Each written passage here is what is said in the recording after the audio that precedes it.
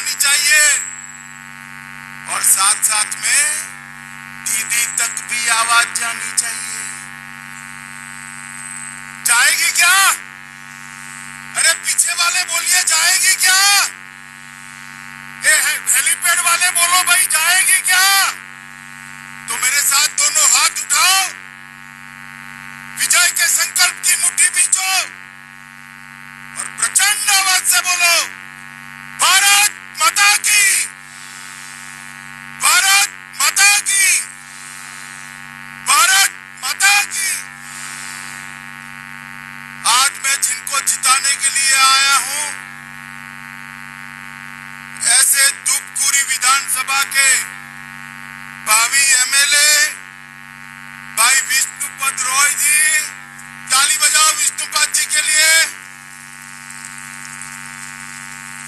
भाजपा के राष्ट्रीय सचिव, जिन्होंने बंगाल के संगठन को गढ़ने में 4 साल तक कड़ा परिश्रम किया है, मेरे मित्र भाई अरविंद मेनन जी। अरविंद आगे आओ आप जरा। अरविंद मेनन के लिए ताली बजाइए सब लोग भाई।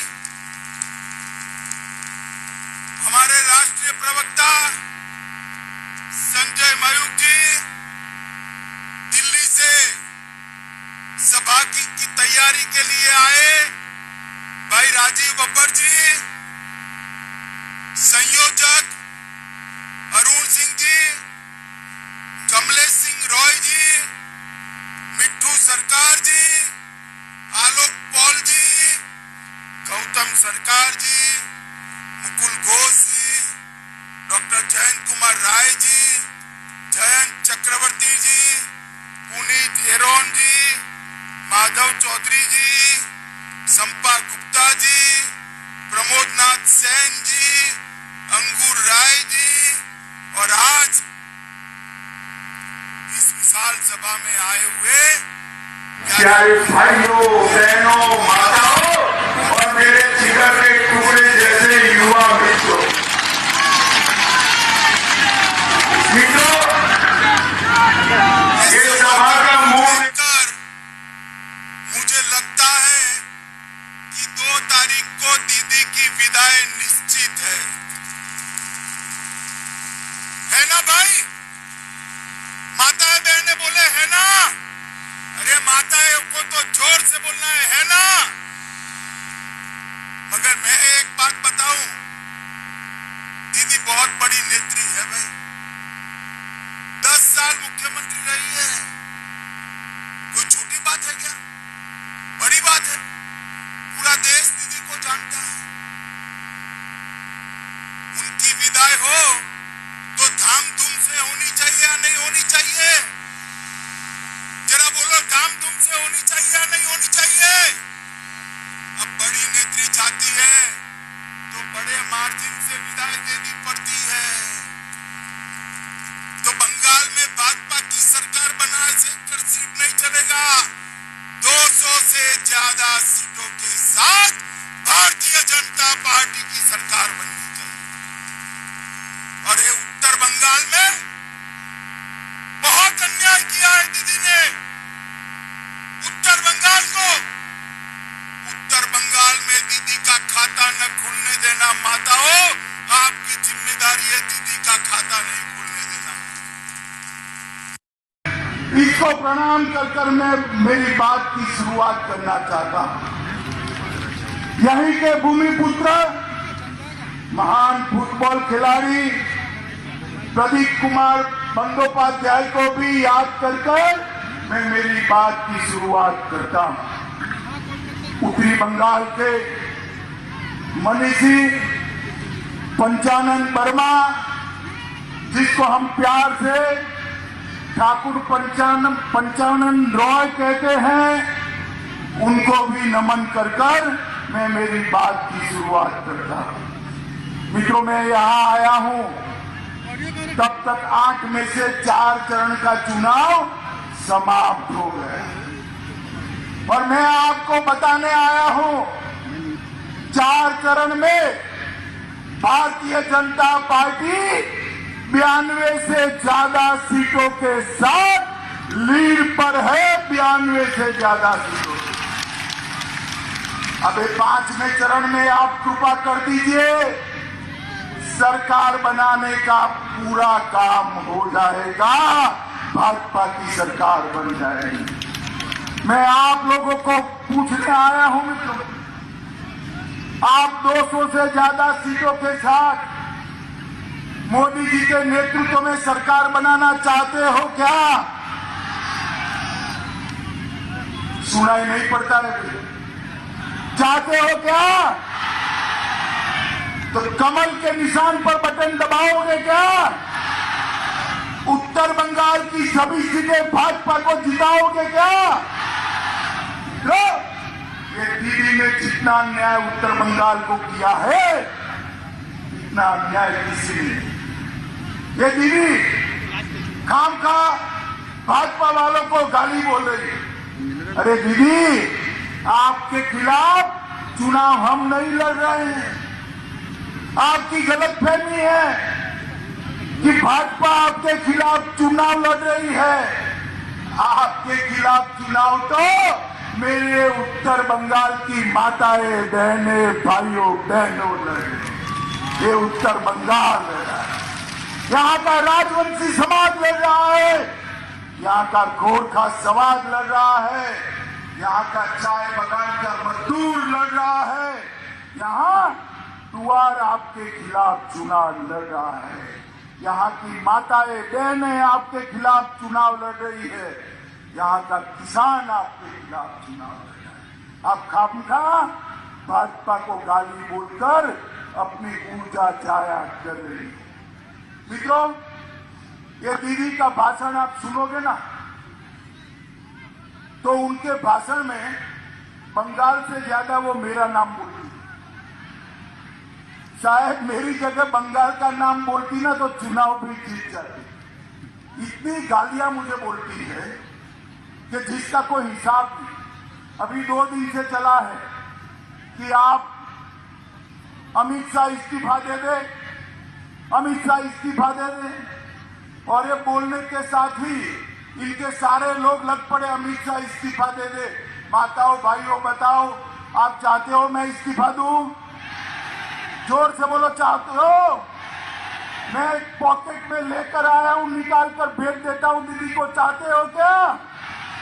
दीदी, जिस दिन बंगाल की जनता कहेगी मैं इस्तीफा दे दूंगा, मगर ये 2 तारीख को आप अपना इस्तीफा तैयार रखना, 2 बजे राज्यपाल को देने जाना।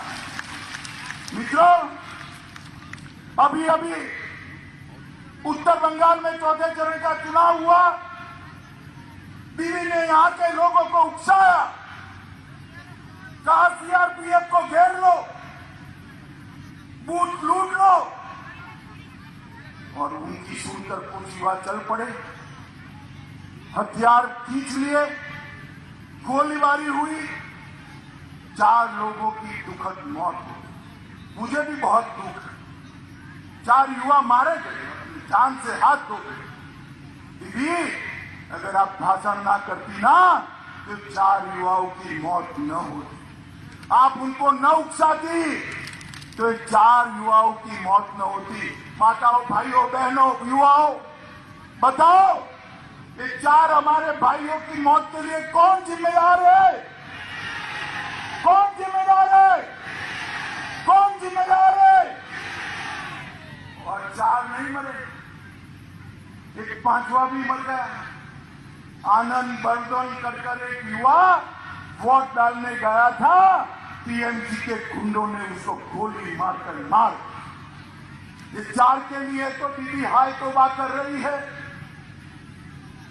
बड़े बड़े आवाज से रो रही है, मगर हमारे आनंद बर्मन के लिए, इनके लिए 2 शब्द भी नहीं।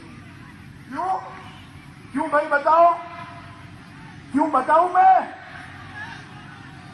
मैं बताऊं? क्योंकि आनंद बर्मन राजवंशी समाज से था, उनकी वोट बैंक से नहीं आई। मुझे बताओ माताओं भाइयों बहनों, जान चाहे हिंदू की जाए मुसलमान की, मुख्यमंत्री का जी जलना चाहिए या नहीं जलना चाहिए? तो 4 लोगों के लिए तो आप आंसू बहा रही हो दीदी, हमारे आनंद बर्मन के लिए क्यों आंसू नहीं आते? मौत में भी राजनीति करते हैं आप, और यही तुष्टीकरण बंगाल को ले डूबेगा। मुझे बताओ भाइयों बहनों माताओं, इस बंगाल के अंदर घुसपैठ रोकनी चाहिए या नहीं रोकनी चाहिए? जोर से बोलो, रोकनी चाहिए या नहीं रोकनी चाहिए? ये घुसपैठिए मेरे युवाओं की नौकरी ले जाते हैं या नहीं ले जाते हैं? जोर से बोलो, ले जाते हैं या नहीं ले जाते हैं?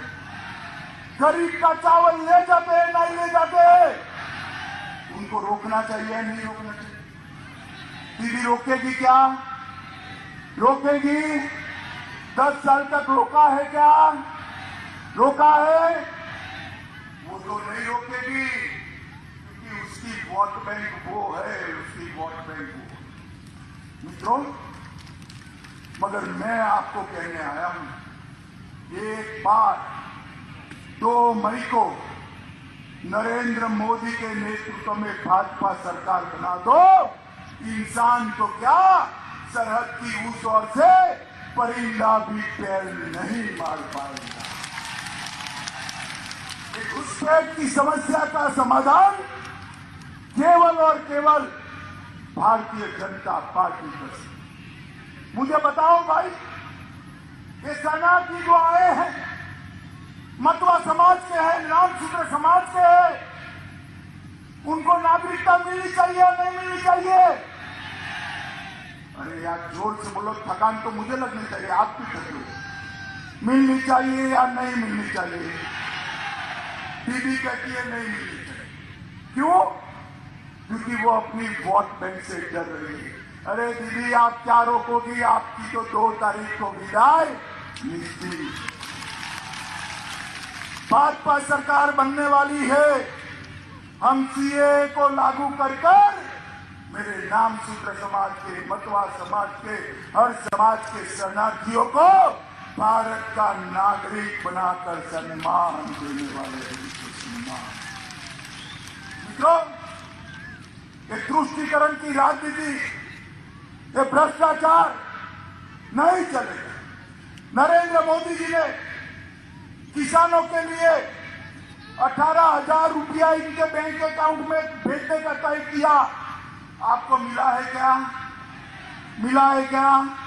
माताएं मिला है क्या? क्यों नहीं मिला भाई? क्योंकि दीदी ने आपका नाम ही दिल्ली नहीं भेजा है। मगर चिंता मत करो, 2 तारीख को कमल खिला दो, 2 तारीख को हमारे रॉय को जिता दो, 5 तारीख को 18,000 रुपया आपके बैंक अकाउंट में जमा हो।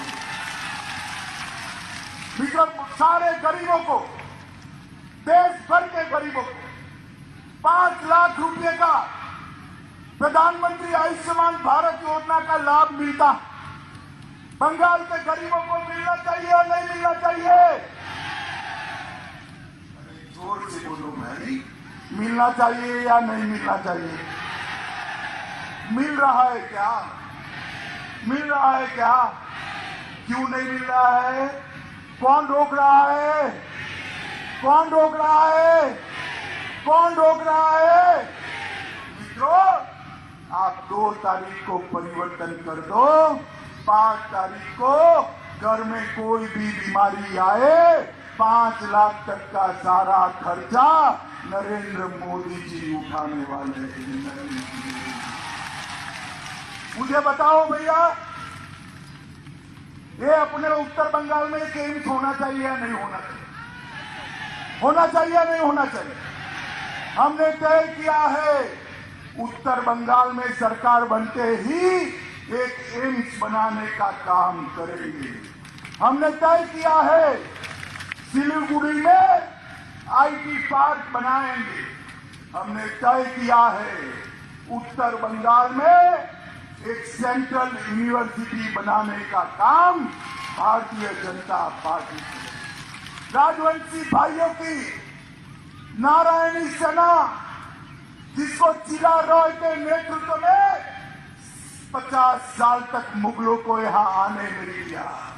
वो नारायणी सेना के स्मृति में एक नारायणी बटालियन बनाने का काम भारतीय जनता पार्टी, पंचानन ठाकुर की स्मृति में 250 करोड़ का फंड बनाकर एक विशाल मूर्ति और संग्रहालय पंचानन ठाकुर का लगाने का हम काम करेंगे। बहादुर चिला रॉय के स्मृति में एक पैरा मिलिट्री ट्रेनिंग सेंटर बनाने का काम करेंगे। और ये बागडोगरा का हवाई अड्डा है ना, सिंगापुर जाना है तो कलकत्ते नहीं जाना पड़ेगा, अमेरिका जाना है तो कलकत्ते नहीं जाना पड़ेगा, बांग्लादेश जाना है तो कलकत्ते नहीं जाना पड़ेगा। बागडोगरा को इंटरनेशनल एयरपोर्ट बनाएंगे, वहीं से ये अपना सिलीगुड़ी है ना, वहां मेट्रो ट्रेन भी मोदी जी बनाने वाले हैं। और सिलीगुड़ी से कलकत्ता तक 700 किलोमीटर का सुभाष चंद्र बोस रोड बनाकर 3 घंटे में कलकत्ता पहुंचने की व्यवस्था ये भारतीय जनता पार्टी की सरकार है। मित्रों, हमने तय किया है कि टी गार्डन के सभी मजदूरों की मजदूरी 350 रुपया प्रतिदिन करने का काम ये भारतीय जनता पार्टी।